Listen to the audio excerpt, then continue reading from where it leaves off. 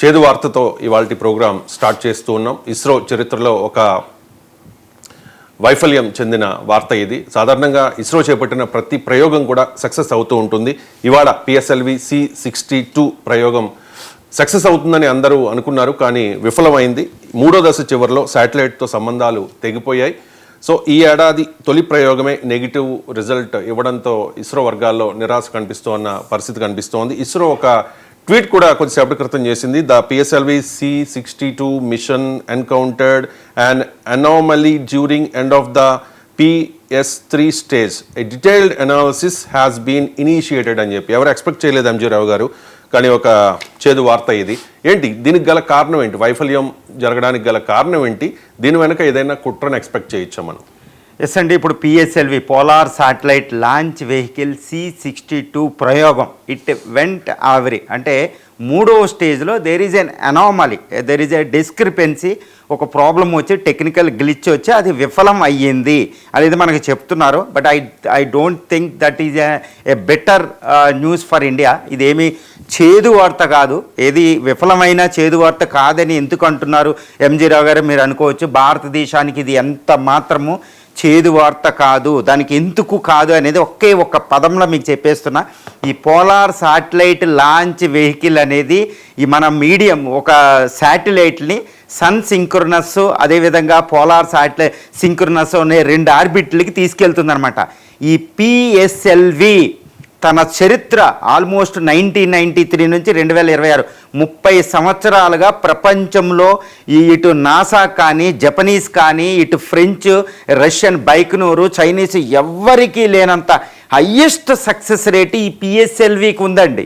ఈ polar satellite launch వెహికల్కి ఈ 94 to 96% సక్సెస్ రేట్ ఉంది, గుర్తుపెట్టుకోవాలి. అంత సక్సెస్ రేటు అంటే US నాసా ప్రయోగాలు ఎన్నో విఫలమైపోయినాయి. Recent SpaceX the greatest Elon Musk SpaceX విఫలమైపోయినాయి. రష్యా మనం చంద్రయాన సక్సెస్ అవుతే వాళ్ళ చంద్రయాన విఫలమైపోయింది, గుర్తుపెట్టుకోవాలి. వాళ్ళ మూన్ మిషన్. చైనా అయితే వాళ్ళు బయటకు కూడా చెప్పరు ఎన్ని విఫలమైపోయినాయి. జపాన్ విఫలమైపోయింది. కానీ ఈ పిఎస్ఎల్వి విఫలం అనేది మనకు ఒక it's some disappointment is there, మనకు ఒక అసంతృప్తి ఉంటుంది. But no need to disappointment, అంతే. మనం ఇది పెద్దగా తీసుకోవాల్సిన అవసరం లేదు. దాని హిస్టరీకి వస్తే 1993లో మొట్టమొదటిసారిగా పిఎస్ఎల్వి పోలార్ శాటిలైట్ లాంచ్ వెహికల్ని మనం ప్రయోగిస్తే ఫస్ట్ది విఫలమైంది. తర్వాత నుంచి ఎన్నో లెసన్స్ నేర్చుకుని అబ్దుల్ కలాం, గుర్తుపెట్టుకోవాలి, ద గ్రేటెస్ట్ విక్రమ్ సారాభాయ్ ఆధ్వర్యంలో మనకు మొదలైంది. 1950లో నెహ్రూ గారు విక్రమ్ సారాభాయ్ని యునైటెడ్ స్టేట్స్ ఆఫ్ అమెరికా, ఇప్పుడు మన NRIలు ఎలాగ వెళ్ళిపోతున్నారో అలా వెళ్ళిపోయారు వాళ్ళు. విక్రమ్ సారాభాయ్ని, హోమీజే బాబాని నెహ్రూ గారు అమెరికా వెళ్ళారు. ఆంధ్రా బాబు స్వతంత్రం వచ్చిందని వాళ్ళని తీసుకొస్తే అక్కడ విక్రమ్ సారాభాయ్ స్పేస్ స్టేషన్ ఒకటి, తొంబా రాకెట్ ఒకటి, తర్వాత ఫిజికల్ ల్యాబొరేటరీస్, బార్క్ ఇవన్నీ పెట్టారు. విక్రమ్ సారాభాయ్ నేతృత్వంలో మొదలైతే తర్వాత అబ్దుల్ కలాం గారు, తర్వాత ద గ్రేటెస్ట్ నంబియార్లు, ఇలాంటి శాస్త్రవేత్తలు, ఆ పేర్లు చెప్పడానికి కూడా ఏ టైం ఉండదండి. అంత గ్రేటెస్ట్ వరల్డ్ క్లాస్ స్పేస్ సైంటిస్టులు ఇండియాలో మనకు ప్రొడ్యూస్ అయ్యారు. వాళ్ళ ఆధ్వర్యంలో జస్ట్ సైకిల్ మీద మనకి SLV గుర్తుంటుంది, SLV శాటిలైట్, తర్వాత ASLV శాటిలైట్, తర్వాత PSLV పోలార్ శాటిలైట్, తర్వాత 4th జన్ ఈ GSLV geosynchronous satellite launch vehicles వచ్చినాయండి.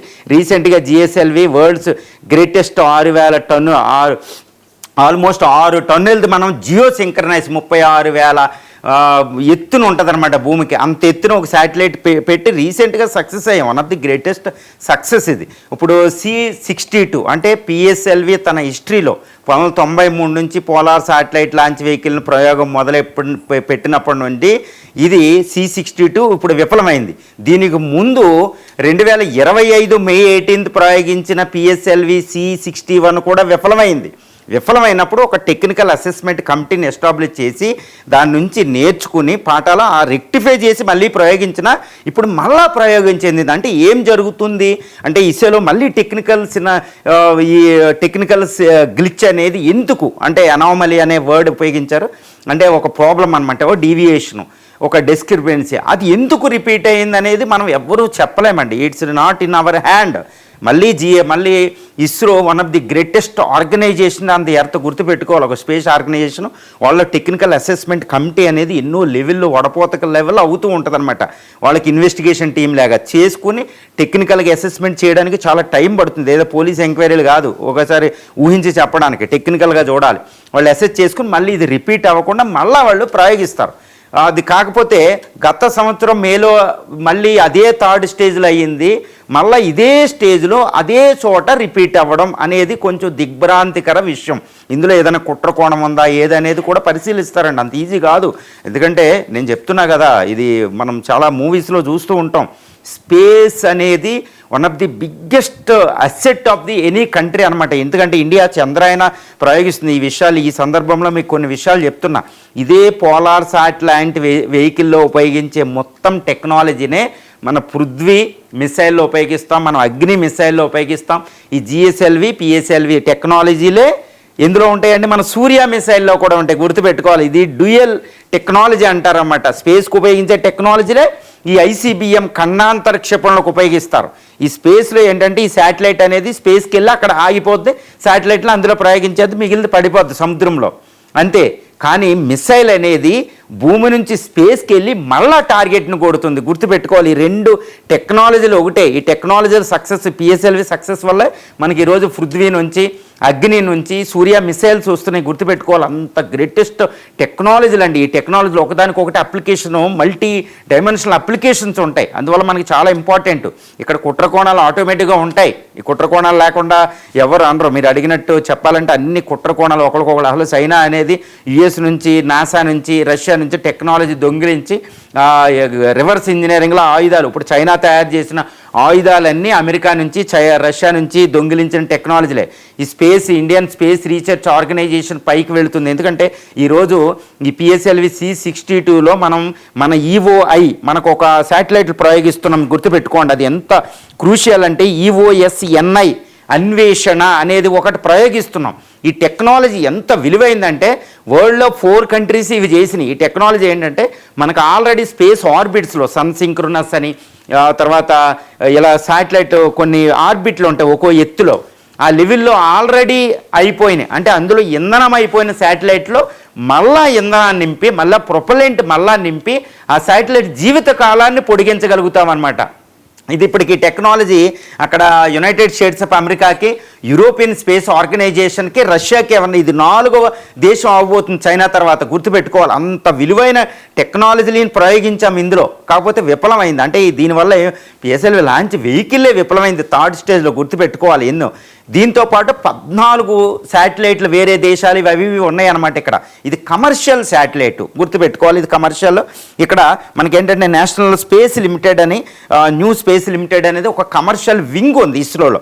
దానికోసం అంటే ఇంటర్నేషనల్లో స్పేస్ మార్కెట్లో మనకు ఒక స్థానం ఉంది. రీసెంట్గా యునైటెడ్ స్టేట్స్ ఆఫ్ అమెరికా మనకి శాటిలైట్లే మనం ప్రయోగించి పెట్టాం. గుర్తుపెట్టుకోండి, యుఎస్దే. తర్వాత రష్యన్ శాటిలైట్లు ప్రయోగిస్తున్నాం. ప్రపంచంలో ఎన్నో దేశాలు మనకు వస్తున్నాయి. మన ట్రేడ్ కూడా పెరుగుతూ ఉంది. దీంతోపాటు మన యొక్క ఎన్నో టెక్నాలజీలు అభివృద్ధి చేస్తున్నాం. ఇప్పుడు ఇందులో ఇప్పుడు ఈ శాటిలైట్లో AI processing, IoT services, internet of things సర్వీసెస్కి సంబంధించి ఇలా ఎన్నో టెక్నాలజీలు మనం డెమోన్స్ట్రేట్ చేస్తున్నాం అనమాట. అంటే పిఎస్ఎల్వి C62 లాస్ అనేది ఒక లాసే, బట్ ఇది పూడ్చుకోలేనిది ఏమీ కాదు. భారత ఈ ఇండియన్ స్పేస్ రీసెర్చ్ ఆర్గనైజేషన్కి ఇవన్నీ కొట్టిన పిండే. ఈ success rate, PSLV success rate 95% ఉంది. ఇది United States of America space ఎక్స్కే లేదు, చైనాకి లేదు, జపనీస్ స్పేస్ ఆర్గనైజేషన్ లేదు, తర్వాత యూరోపియన్ స్పేస్ ఆర్గనైజేషన్కే లేదు. దీన్ని అందుకని ఈ పిఎస్ఎల్విని ఏమి అంటారంటే విన్నింగ్ హార్స్ అనే ఒక నిక్ నేమే పెట్టారు. గుర్తుపెట్టుకోవాలి, విన్నింగ్ హార్స్ అంటే మనం గుర్రాల మీద పోటీ కడితే ఇంకా గుర్రం గెలిచిపోతుంది అనుకోండి, దాన్ని విన్నింగ్ హార్స్, గెలుపు గుర్రం అంటారు.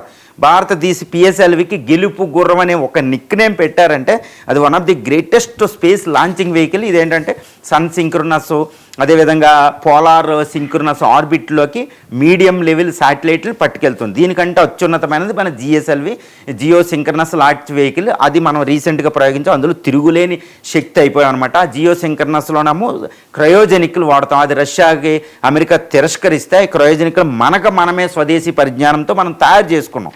అందువల్ల ఈ పిఎస్ఎల్వి ఈ C62 ఈరోజు కొత్త సంవత్సరం 2020 కొత్త సంవత్సరం ఇదేంటి విఫలంతో మొదలు పెట్టామంటే ఇట్స్ ఏ సింపుల్ థింగ్ అండి. It's not a problem. No need to disappointment.